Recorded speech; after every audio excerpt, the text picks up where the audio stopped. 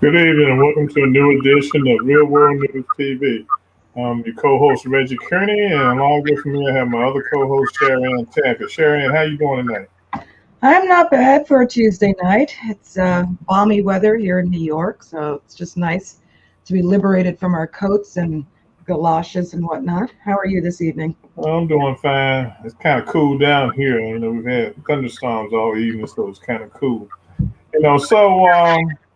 I was thinking of a topic over the weekend, and I came up with a topic to discuss tonight, based on the fact that Republicans and white supremacists, in that so-called infinite wisdom of trying to destroy civil rights, and they're not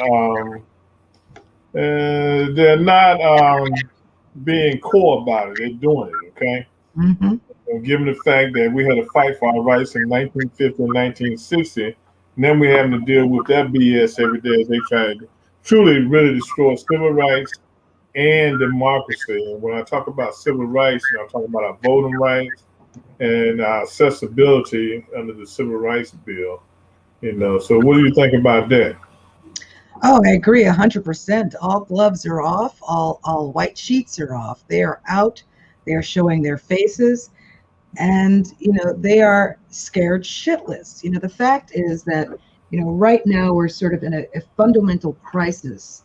Our democracy is in crisis right now, as I think there's been this proliferation across 47 states, which is really disgusting, of voter suppression laws that seek to nullify votes that have been cast and make it more difficult for people to vote. And predominantly, that's going to have a negative impact on people of color, minorities, and everybody but white nationalists. And the fact is, we've always had very strong demographic power. There are a large number of people of color in this country, and over the last few elections, with the exception of when Trump won, obviously, because I think people were asleep at the wheel. They got too comfortable after Obama won. We demonstrated, particularly in this last election, Black women demonstrated the voting power that we have. Elected officials that support nationalism and supremacy are scared shitless. And the result is this, the sheer volume of legislation that has been proposed to directly negatively impact people's ability to vote. It's anti-democratic. It's antithetical to the Constitution and what we have presented ourselves to be on the national scale, the bastion of democracy. It's insane. And Republicans know that without these efforts, it's more than likely they couldn't win another election. So we have a lot of work to do. But, one of the things that crossed my mind when I was thinking about this is it's really interesting. They want to block our ability to vote. They want to block counting our votes, dismiss our votes. Basically, taxation without representation. And it's just mind-boggling when you look at the nonsense spewed by Mitch McConnell and other Republicans, again, projecting the very shit that they've been doing against the Democratic Party. McConnell made a comment about corporations getting involved and, woke corporations, and they should stay out of politics or else they'll suffer repercussions. But they had no problem when Hobby Lobby got involved with the whole Religious Freedom Act. They had no problem when, who else was it? Hobby Lobby, the My Pillow guy, Chick-fil-A, all of these other so-called evangelical-leaning right-wing supremacist run organizations support their anti-democratic legislation. But when the left speaks up, suddenly it's a problem. Well, again, we've discussed this before on the show. It goes back to the whole idea of having elected Obama to office. They never thought, there would be a black president. They might have settled for a black vice president, but not a black president of the United States. And I think they kind of shook that tree. Mm-hmm. I think one of the other things that has happened that has allowed the Republicans to really move ahead is the lack of people of color in a lot of these red states. You know, so what is happening in these red states, especially in the South, because of migration to the North, the states have become, you know, red. Okay. Now, I was reading, well, listened to an interview a while back, and the author of the book is the book "The Devil You Know," a Black Power Manifesto. Charles M. Blow. He suggested that blacks from the South, okay, native blacks from the South, you know, start moving back to these southern states where they could gain control again because the numbers are just, you know, off, you know, the numbers aren't balanced.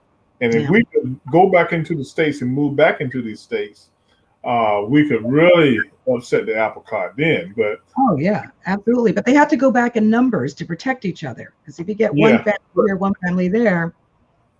it would be very hard to do it because a lot of states like Mississippi, Alabama, a lot of these people have professional jobs now. They wouldn't be able to find the type of work they're doing now. But it's a good strategy. And we could, like I said, we move back to well, North Carolina might do it on its own.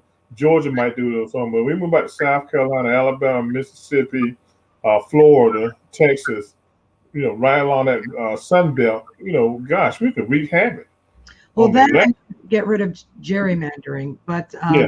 you know, one of the things that really gets my knickers in a twist every time I hear it is when McConnell and Green and those folks make these grandiose comments and use the equivalent of the royal we when they say the American people, because they're not talking about all Americans. We know who they're talking about. So in response to corporate, a rise in consciousness, if you will, for some corporations, responding to the Georgia law, you know, Coca-Cola, sports teams not wanting to play in Atlanta, etc. He says, we're witnessing a coordinated campaign by powerful, wealthy people to mislead and bully the American people. From election law to environmentalism, the radical social agendas to the Second Amendment, parts of the private sector keep dabbling and behaving like a woke parallel government. Again, he had no problem when right-wing run organizations and corporations made these statements. And if on the one hand you're arguing that corporations are equivalent to people and have rights too, then shut the fuck up. I'm sorry, I channeled my inner Tony. You can't say diddly squat, because you set the stage to acknowledge corporations as individuals. So you can't be mad when they act that way and pull out their funding, pull out, you know, the major institutions that those states were benefiting from. Now, unfortunately, that may also negatively impact our communities if people had jobs with those events or stadiums, etc. But, you know, these may be some of the sacrifices we need to make to hit them in the pocket to get them to reconsider some of this anti-democratic racist legislation. And the thing about it, when you look at these right wing think tanks, boy, they are like really, really, really off the hook, and they're thinking about what should go on in America. You know, I follow some of them just to keep up with what's going on, and their ideas on how America should be ran. I mean, gosh, you know, it's like it's not scary, it's just pathetic. You know, that the thoughts of how liberals aren't trying to do anything but tear up America to destroy America. How Black Lives Movement is the boogeyman. You know, they just twist everything. I worked for a right-wing think tank, the Manhattan Institute for Policy Research in New York City a number of years ago, and I was the one non-Republican, non-right-wing person on staff. I really felt like the proverbial fly on the wall. I got copies of all of the books that they helped market for free. So the Bell Curve, the Excuse Factory, all of these horrific right-wing books. And it was really scary. This pseudo-intellectualism to support their racist ideology. And it was stomach churning. You know, so my main worry now that I worry about is for my grandkids and potential great grandkids that hopefully I might live long enough to see, is what, you know, how, you know, their ability to vote and their ability to move along in their lives when they get grown. because if we don't put a stop to what the Republicans are trying to do now and their attempts to take over this country, they are doomed. Yeah. They're really doomed to have a great future. Something we've talked about over the years of our show was the difference between the activism of people in the 50s and 60s when they were directly impacted by the history of slavery. Their grandparents might have been slaves who were still alive, and their great grandparents might have been alive. And so they had a direct connection with that fight and that struggle from the ground level, and like a rabid dog with a bone, didn't let go until we got things like the Civil Rights Act passed. And we talked about how current generations have seemingly had it easy. Welcome back, Penny, and hi, James. Have seemingly had it easy in comparison because they got to benefit from all of the hard work of the folks in the 50s and 60s. And while you were talking, I just had, if I had to think that we could create a silver lining out of this, it is that if we can get young folk and millennials and Gen X and whatever the next generation is to wake up to what's going on now, because the struggle is real. And if all of this shit passes, we're going to be set back another 50 or 60 years, and it may inspire the level of civil consciousness that we've complaining about not existing to the degree that we've needed. And, if we can use that as inspiration and fodder to get this generation to be more politically active, to run for more office, to understand that gaining that control on the local level in municipalities and finishing college and running for office, getting degrees, becoming the sheriff or what have you, is beneficial to themselves as well as the community, because they haven't had any real struggle like they did in the 50s and 60s. So, and the hair on my arm is standing on end a little bit thinking about it this way. But, that is the hope, that they're paying attention to this and it inspires them to step up and step out. Well, I think the only struggles they know are the struggles of black men and some black women getting killed by police officers. Okay, and that has been that real rally, the rally cry to try to solve those issues and stuff. They didn't have to go out and almost die because they wanted to vote or get killed because they wanted to vote. They didn't have to fight for that. They didn't have to fight to go into McDonald's or Burger King or Wendy's and be able to sit down wherever they wanted to sit down at and eat. So I think a lot of times it's hard for them to understand the struggle, because at the same time, when you look at Black Lives Matter, they have their own agenda that excludes the elders of the community, okay?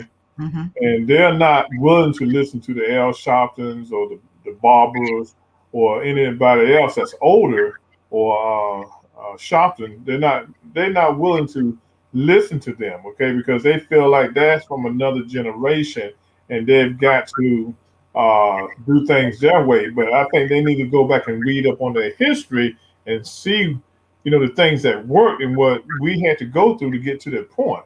I mean, absolutely. Like I said, civil rights, the ability to vote and to have your civil rights. I mean, you're talking about 1964 and 1965. Okay, I mean that's yesterday. Okay. Yeah. All right. Yeah. They act like that's 500 years ago. It's not. Yeah, and you have to understand, one, if you don't pay attention, history repeats itself always. And number two, you can't have, as important as the issue is, and James says we all let's see here. Realistic, each time there's an opportunity to be heard, we must vote each and every time, primary and general elections. 100%. And we said that almost in every show for the last 4 years. And to his point, as important as police brutality is and addressing that is, you can't have such a myopic view of that issue without realizing that without getting in positions of power in the municipalities, without voting for the people who have your best interests at heart, and demonstrably so from their work in the communities, you're not going to change the police force. You're not going to get the reforms you want. You're just going to be screaming into a vacuum and continue to get shot and beat. So we have to move on all fronts simultaneously, strategically plan our attack from all angles. We could learn something from the right because they were strategic and systematic in everything they've done since they lost the Civil War. This has been the long con on their part. And I use that term loosely because I don't know how much it's a con for your average Joe, but I think that the people who are in power have always known that there was going to be a continued effort to fight the lost cause of the South. Absolutely, James. Absolutely. There's so much realize that folks don't want black and brown folks anyway to have a voice, and that's very true. And that's what they're working on. Okay, and that's what the young black adults have to understand. That's what they're working on. I mean, they want us to be focused on one issue. Okay, and that one issue is police brutality. Okay, but there are a lot more issues that we've got to be faced with, and if we don't, they're going to do their underhand backroom deals, and when they're done, we're not going to be able to react to them. So we got to embrace every issue that's out there now, and to fight back, and to fight back. Gosh, it's just mind-boggling what we have to go through on a daily basis, to try to make it work. And then we're dealing with someone who's not even president no more, still perpetrating the lie that he won the election. So you got to deal with that mess thrown into the mix, because there are a lot of whites out here that really feel like, and some blacks that feel like the race was stolen.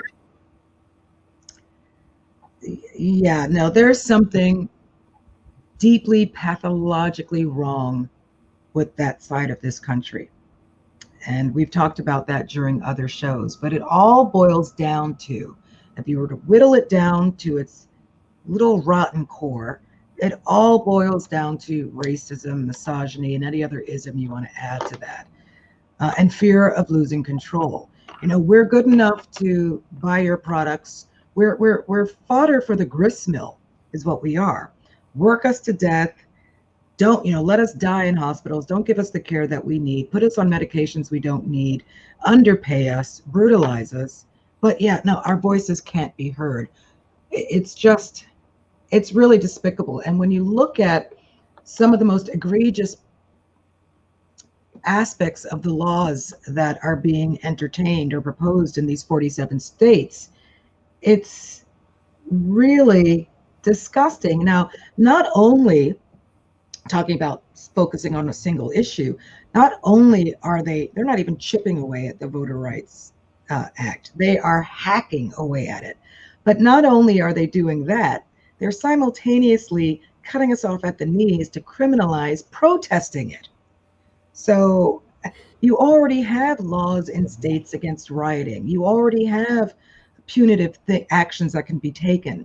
But now they're getting even more heavy-handed, and it's written in such an ambiguous way, like most laws are, like most laws that are intended to be used, like Jim Crow laws, that it leaves it to be subjective to that municipality. So the cops can say you're resisting arrest if all you do is ask a question, right? It's the same thing with these protesting laws. So they can claim they saw you break a window when you didn't. They can claim anything now and arrest you. You can be walking down the street past a protest and have that. Look, we saw Trump talk about people throwing soup cans. I didn't see any proof of that. I didn't see any dented cans on the sidewalk. And even then I might have doubted it, given how much the right was willing to lie, boldly lie over the last 4 years. So, and at the end of the day, while we are the ones who are most immediately impacted by this legislation, the totality of America needs to understand that at the end of the day, it will negatively impact all of them. Case in point, is it Florida, Ohio? It's Ohio. Where is it?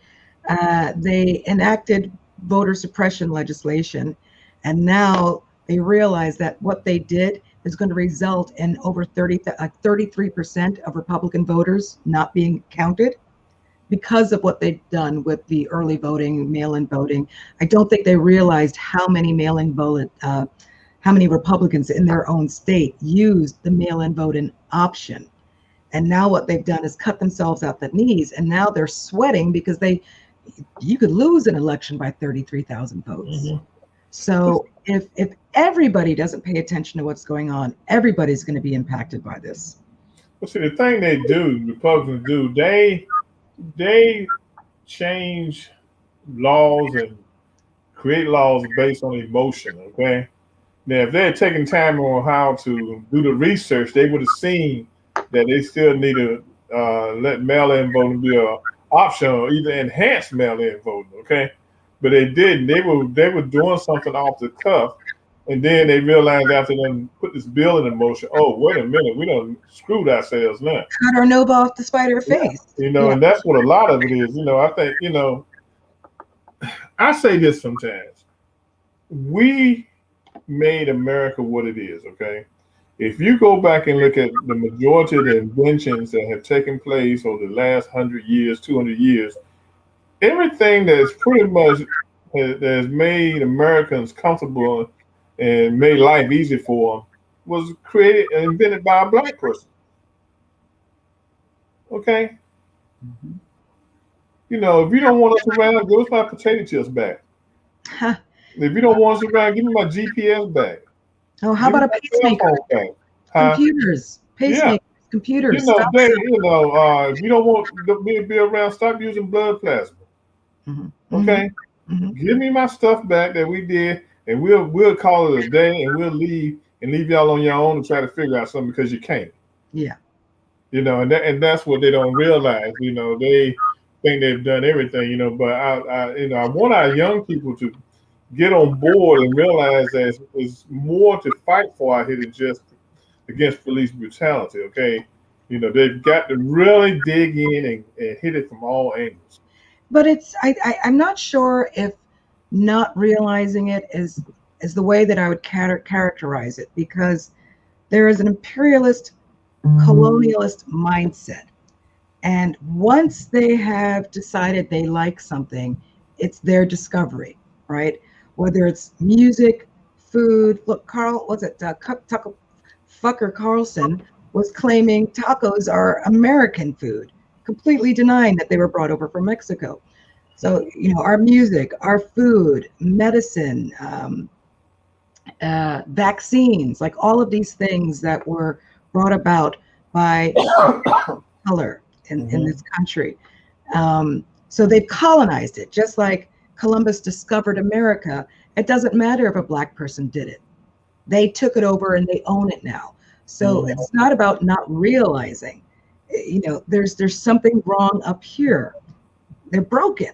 Those supremacist-minded individuals. I will not say the totality of the white diaspora, but that imperialist mindset is the problem.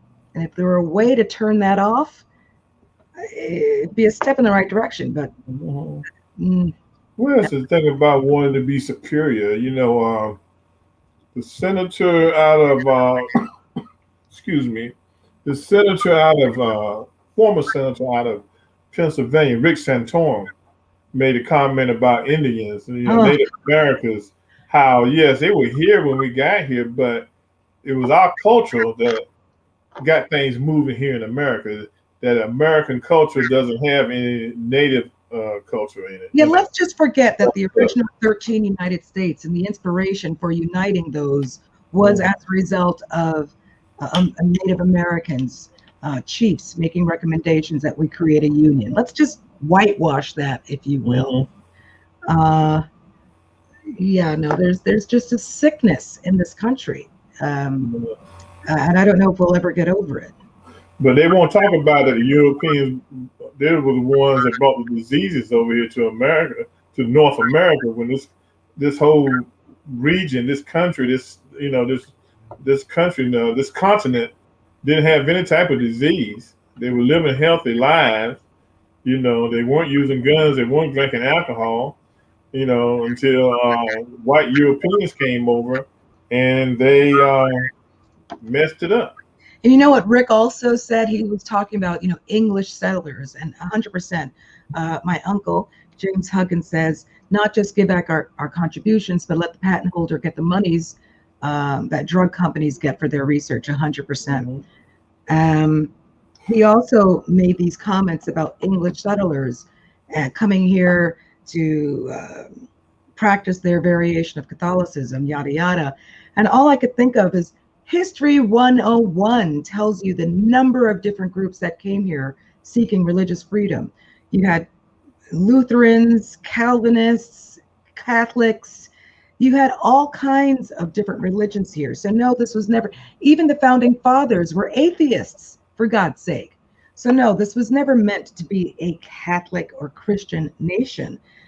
There's nothing wrong with that faith or that practice. But, the freedom to practice your religion means any religion, not just something that falls within the Judeo-Christian realm. And them selling this narrative that Christians built this nation, I think there was a revised history book in Texas that suggested the Bill of Rights was inspired by Moses. I mean, like, they're really off their rocker. They are.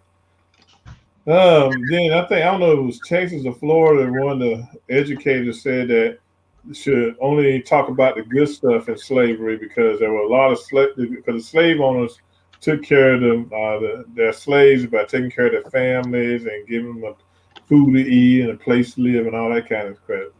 Oh, thank you, Massa. Thank you. I mean, please, you don't give me a place to live and give me food that you feel like giving me.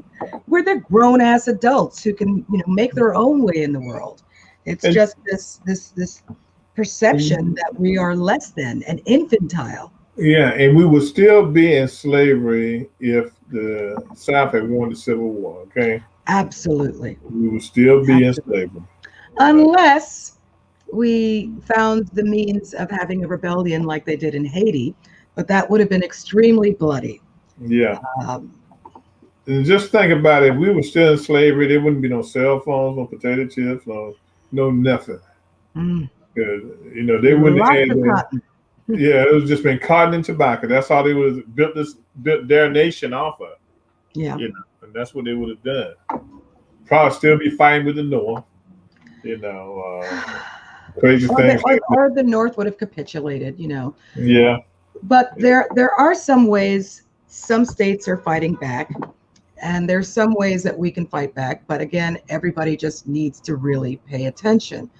Let's see here.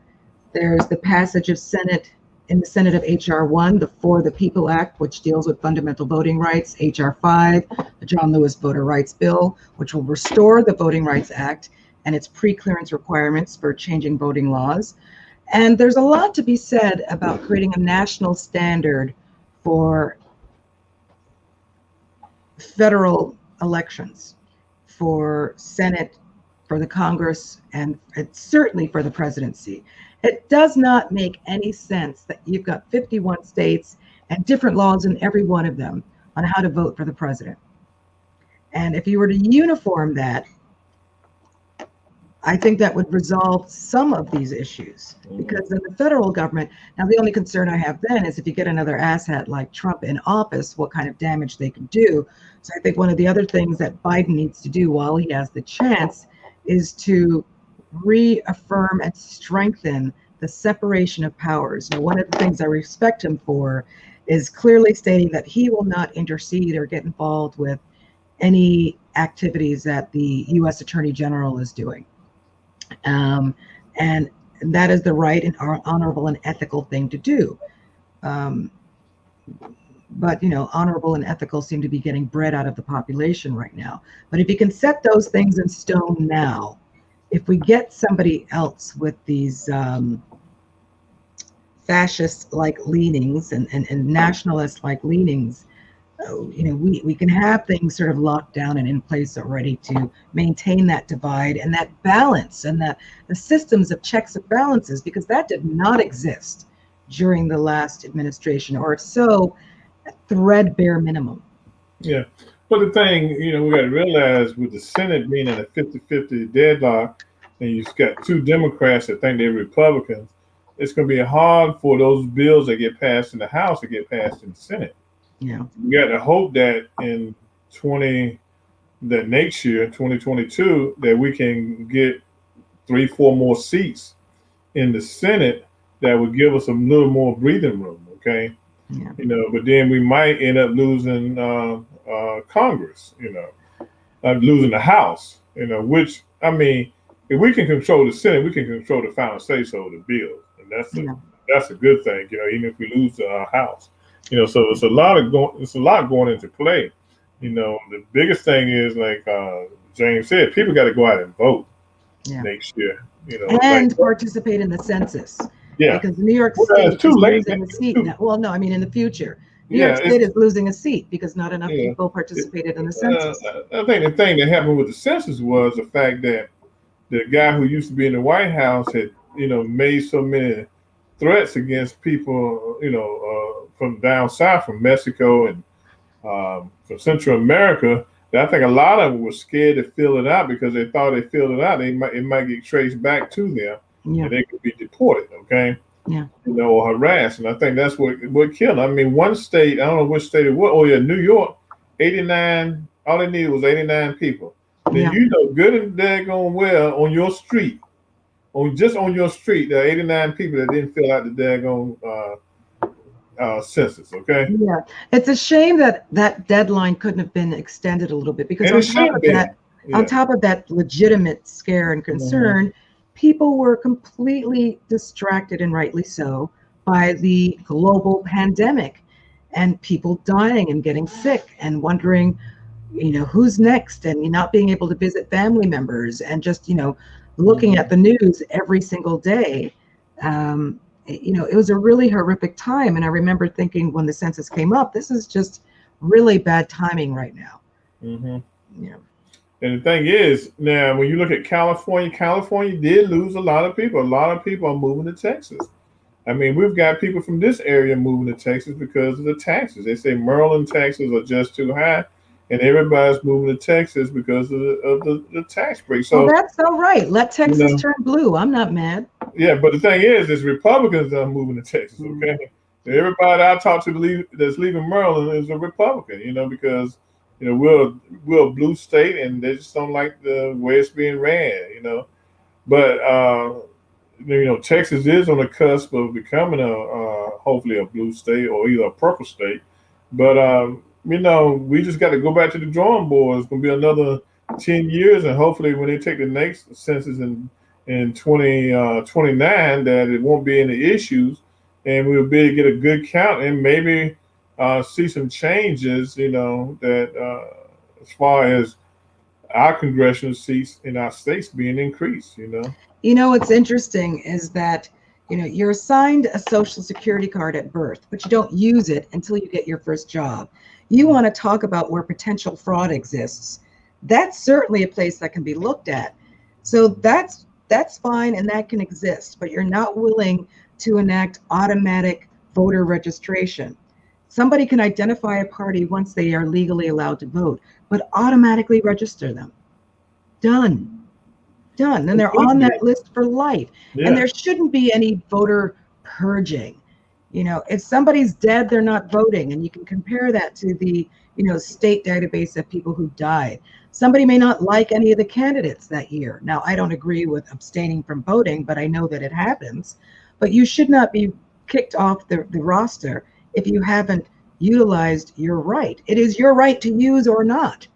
And so that practice to me is just ridiculous. It dumbfounds me on a daily basis that we call ourselves the bastion of democracy, but make it so difficult to count everyone's vote. We have no business going to other countries and supporting democracy when we don't do it here. And that's why other countries don't want us talking to them about democracy, because we don't even have a pure democratic society here. We are very oppressive when it comes to people's rights to vote. Like they said, name me another country that the police are other than a country that might be in war, that police are killing people. Well, when South Africa was, during apartheid, pretty bad, and they could kill with impunity. Yeah, but that was a whole different. I don't know how different that. I mean, look. I mean, it was excessive. But it was a control thing for them at that time. But when you how was that different from us? No, when you try to go into a China and beat China up on human rights violations, okay, it's hard to beat them up when you can't even, when you hear beating up black people and violating their human rights, okay? You can't sanction them for Tiananmen Square and then watch George Floyd be beat or protesters be beat in the street. South Africa was more about control because whites knew if they allowed the vote to come about, they didn't know what they're going to do, where they're going to go. They're going to lose land and everything, okay? My man in Zimbabwe, he just said, okay, look, we're going to take your farmland. Regardless of how you feel, that land is our land. I mean, what you going to do? Mugabe, that's what he did. He took it. He said, forget it. We don't have to fight about this. This is our land. So United States, they definitely can't put their foot forward, even with Biden in office now, because one thing is the other countries don't trust us no more because they don't know if this is a 4-year thing or a lifetime thing. They don't know what's going to happen in the 4 years, so they're not going to put their trust into the hands of the United States. Some of these Republican dinosaurs have been in office longer than any of the presidents that we've had. And the Democrat dinosaurs out there too. That's why you need term limits. I agree. You need term limits. Two terms in the Senate, and maybe 6 terms in the House, and that's it.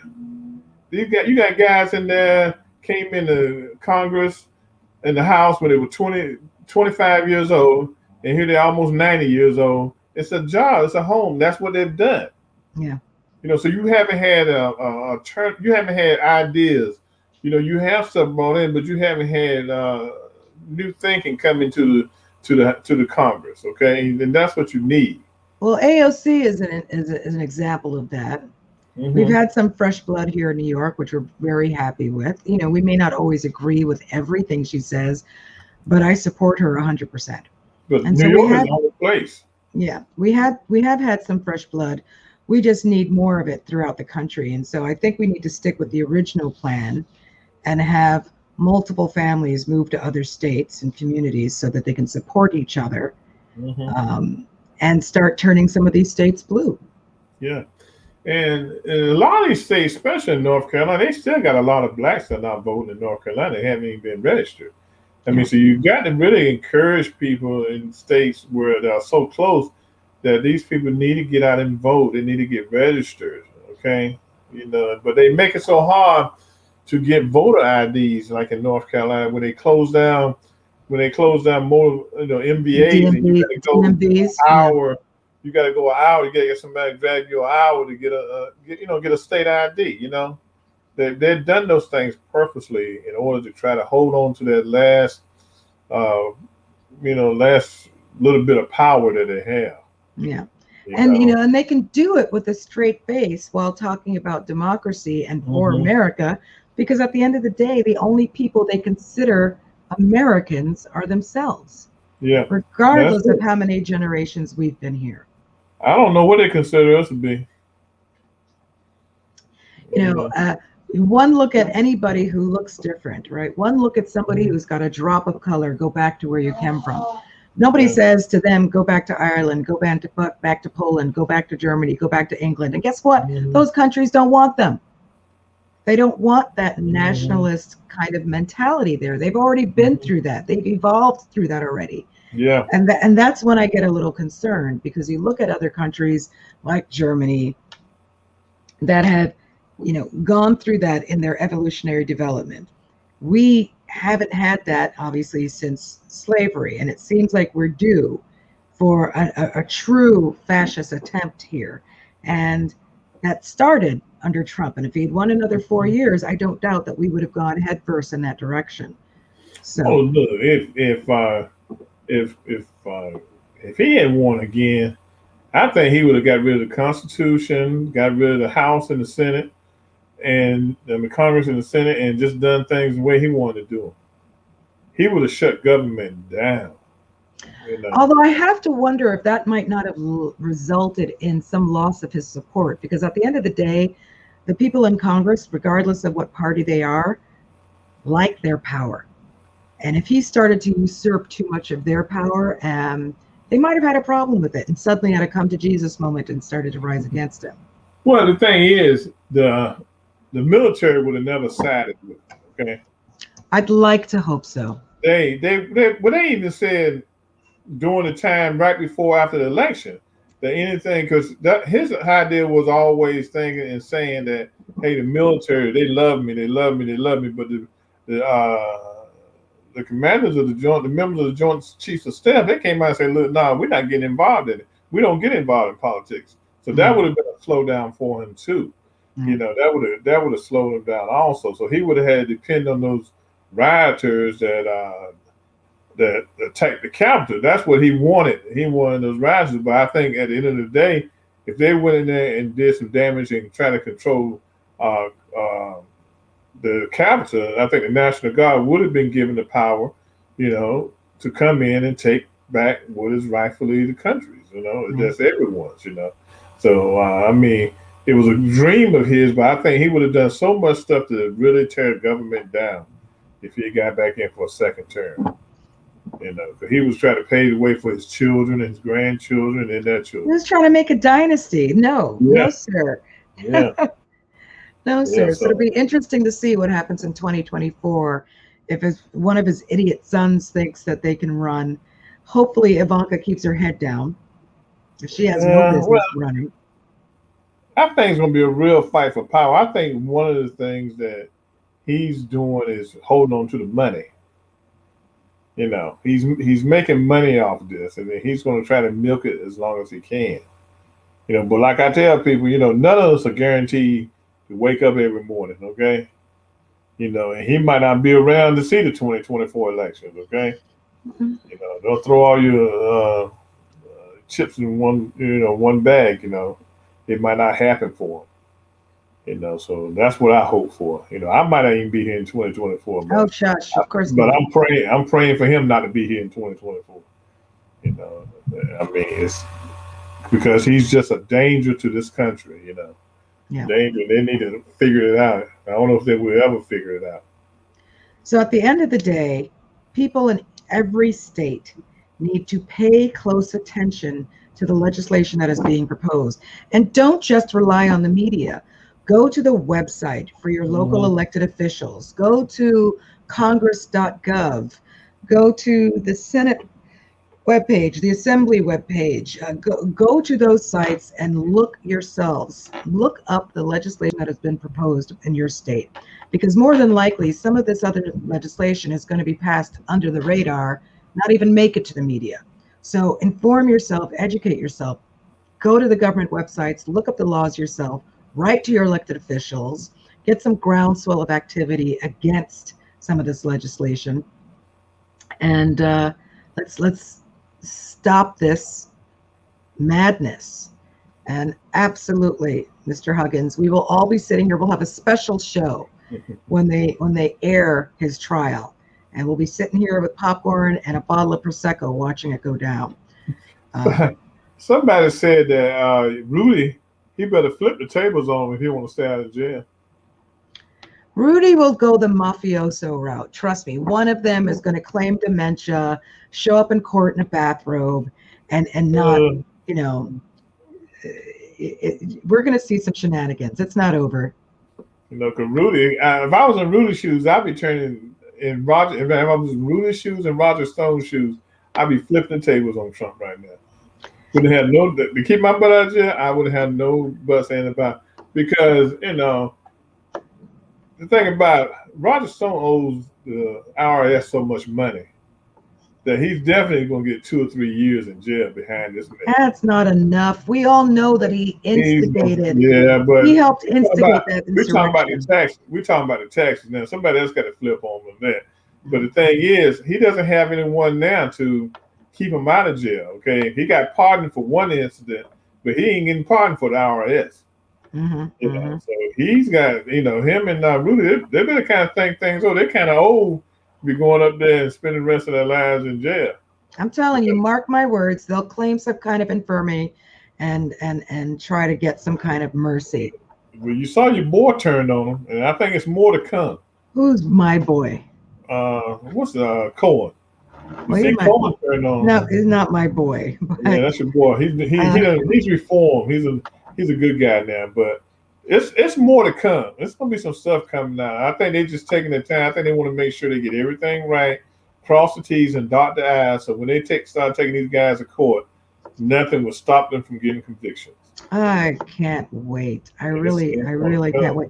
And you know, the interesting thing is, they were saying the other day in the news after Giuliani's got served the warrant and they searched his house and all of that stuff, that they must have had significant probable cause to do it.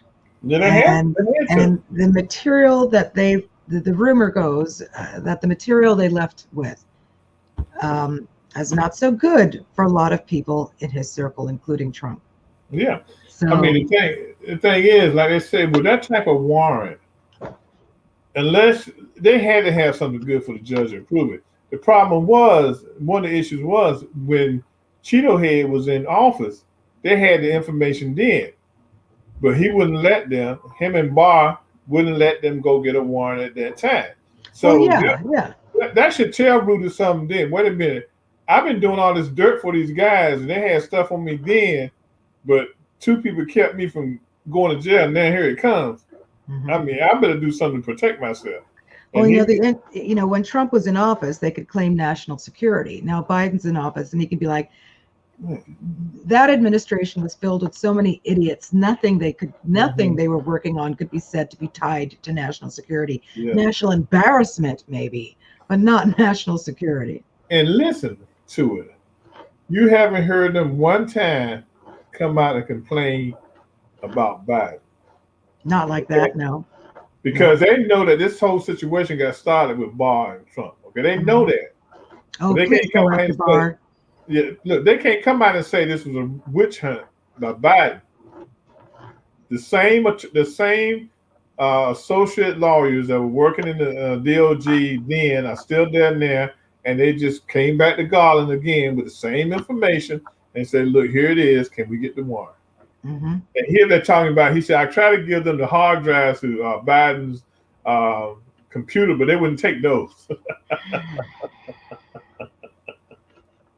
They weren't there to get those. They didn't want nothing you had that might suggest that Hunter was doing something crazy in Ukraine. Well, not to mention the whole chain of evidence thing. Who knows what he put on that computer, as long as he's had it. Please. Oh, he did it himself. You know.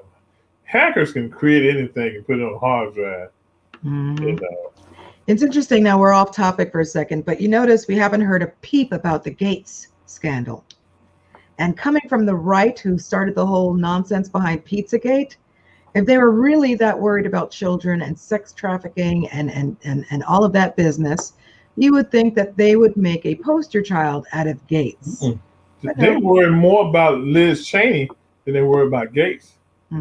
The Gates going down, I mean, it's just a matter of days or time, months before he's going to go down, because his little buddy down there in Florida is chirping like a bird, and even the young lady said she was 17.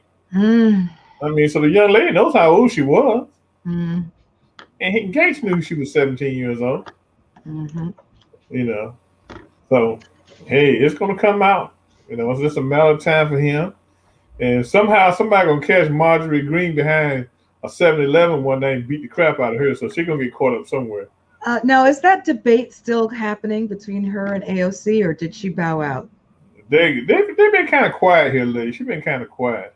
She's another friggin' idiot. Yeah, she's been quiet ever since that America First caucus junk came out, and they were talking about what was saying that this was a country built on whatever it was. I forgot the word that they used. And but she's raised $3 million in the last cycle. Well, look, if the last 4 years have told us anything, it's told us that there are nationalist, supremacist suckers in this country. It just amazes me that this woman who I think dropped out of high school thinks that she can debate a college graduate with a degree in economics who just is. And like I said, get the popcorn because that'll be another interesting show. Yeah, and your girl Candace Owens, she's on the move. Stop calling her my girl. She's not my girl. Yeah, I can't stand her. Y'all best friends, but I forgot what she's calling African Americans Marxists now and all this kind of stuff. Yeah, and she's not in the sunken place. She is freebased the sunken place. Yeah. She's just sometimes I wonder if she's down deep and can't get back out, or she's down there for the money. I think it's about the money. I mean, she was a diehard Democrat before. She was anti-Trump before. She filed a claim for racial discrimination before. So I think like we've seen with a number of people in the community, they just gave up and said, let me do what I need to get mine. And this is the lowest hanging fruit possible, the lowest denominator, and the easiest group of suckers to convince and get money off of. But she still ain't coming to the cookout, so I don't care. She can act like she wants to and do what she wants to do, as long as she wants to. I mean, they scared of her because, they wouldn't even let her speak at the RNC convention. They skipped over her. They're not scared of her. They just realize that she's just a little over the top. She doesn't know how to pull it back. And she probably also has a massive ego, because I saw an article where she herself was talking about maybe running for president. And I was like, Jesus Christmas. Like, really? Let her run. Come on. We get that's a better candidate for us to run against. That gives us just that much more control when they put somebody like her out there. She's just a slightly more articulate black version of Marjorie Greene. Yeah. And they talking about your boy Tim Scott. They talking about he might be somebody to run for president. What's this my girl, my boy business? Yeah, I know you was Republican. I don't claim them. I know you was Republican one time, but look. Never. So they talking about Tim. They're talking about putting Tim Scott out there. And I'm looking at that and then ain't this a real joke here?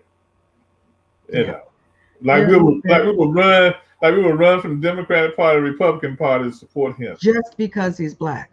Yeah, but that's what they believe. When Obama ran, no, we didn't vote for him because of his principles. We didn't vote for him because of his work on the ground level in Chicago. We didn't vote for him because he had sound ideas and made a good presentation. We voted for him because he was black. And so when somebody suggested that to me, I said, okay, so then by default, that must mean that every time you voted in an election, it was because the candidate was white. Well, no, blah, blah, blah, policies, blah, blah, blah.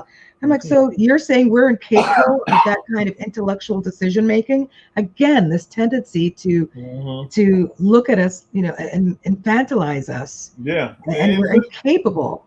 And you saw the same thing with the George Floyd case. They say Chauvin got convicted because the jury was scared that Black Lives Matter would tear up the city and all that kind of stuff. Not the fact that he actually killed a man. Yeah, no, nothing to do with that. But look, before we close out, Tim Scott. You know who Tim Scott reminds me of? He favors. Who? Tim Scott. Reminds you of who? Who? One of the young men that was in Fat Albert, the one that had the buck teeth. Oh my God, the one with the hat? Yeah. Mushmouth? Yeah. And then too, on the other day after the State of the Union that Thursday, Twitter shut down, but it ain't shut down. It just deleted any messages that had Uncle Tim. We might have people in our family that name Uncle Tim. That might have an Uncle Tim. So instead of people saying Uncle Tom, start using Uncle Timothy. Go the formal route.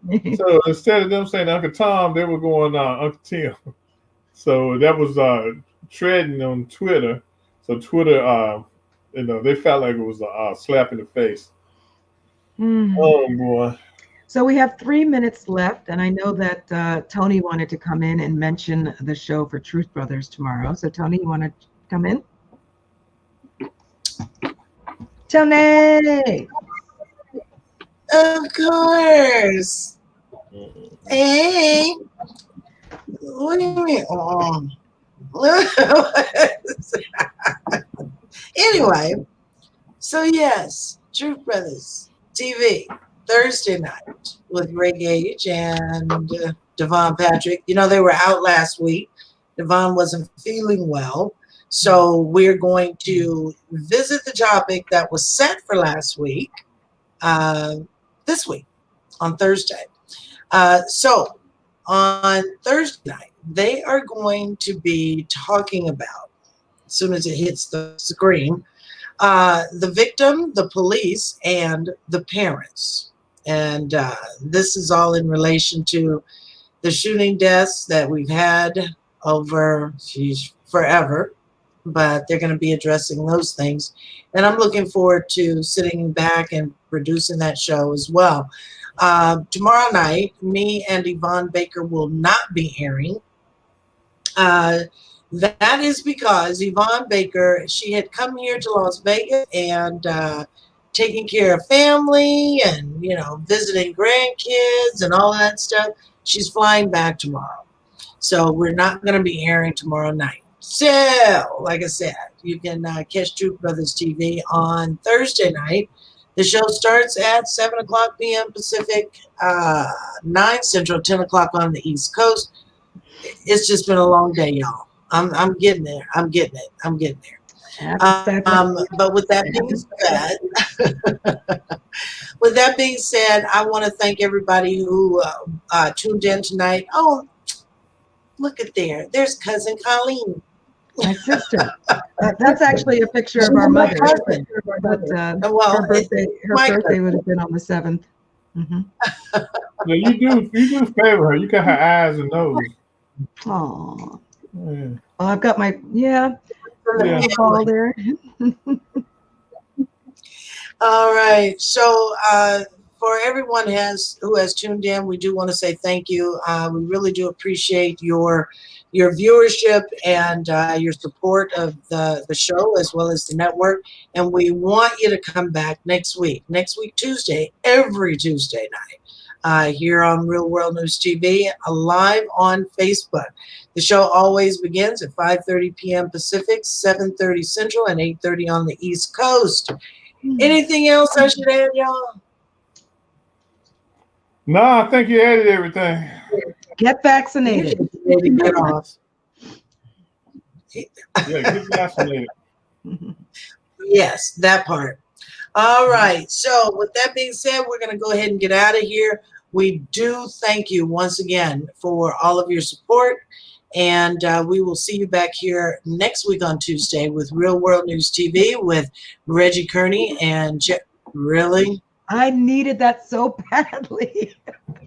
And with oxygen. I need and Tappin. She's the yawner.